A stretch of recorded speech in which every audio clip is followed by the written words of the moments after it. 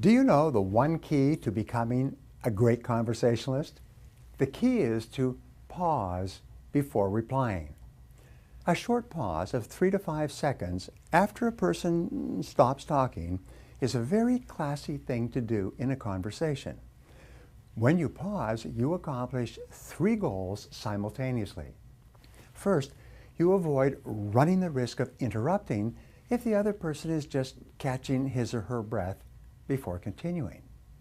The second benefit is that you show the other person that you are giving careful consideration to his or her words by not jumping in with your own comments at the earliest opportunity. The third benefit of pausing in conversation is that you will actually hear the other person better. His or her words will soak into a deeper level of your mind, and you will understand what he or she is really saying with greater clarity. By pausing, you mark yourself as a brilliant conversationalist. Another way to become a great conversationalist is to question for clarification. Never assume that you understand what the other person is saying or trying to say. Instead, if you have any doubt at all, ask, "How do you mean?"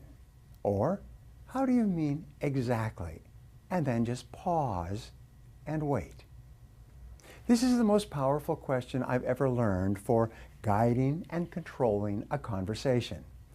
It's almost impossible not to answer this question. When you ask, "How do you mean?" the other person cannot stop himself or herself from answering more extensively. You can then follow up with other open-ended questions and keep the conversation rolling along. The third way to become a great conversationalist is for you to paraphrase the speaker's words in your own words. So after you've nodded and smiled, you can then say, "Well, let me see if I got this right," or "Let me see if I understand you exactly. What you're saying is this," and then you repeat it back in your own words. By paraphrasing the speaker's words, you demonstrate in no uncertain terms that you are genuinely paying attention and making every effort to understand his or her thoughts or feelings. And the wonderful thing is, when you practice effective listening, other people will begin to find you fascinating. They will want to be around you. They will feel relaxed and happy in your presence because when you listen to other people, you make them feel important. The reason why listening is such a powerful tool in developing the art and skill of conversation is because listening builds trust. The more you listen to another person, the more he or she trusts you and believes in you.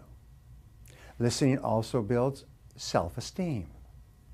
When you listen attentively to another person, his or her self-esteem will naturally increase.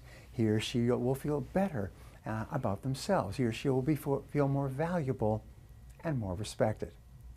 Finally, listening builds self-esteem in the listener.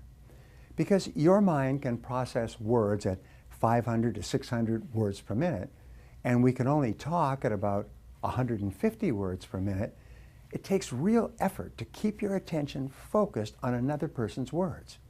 If you do not practice self-discipline in conversation, your mind will wander in 100 different directions. The more you work at paying close attention to what the other person is saying, the more self-disciplined you will become. In other words, by learning to listen well, you actually develop your own character and your own personality.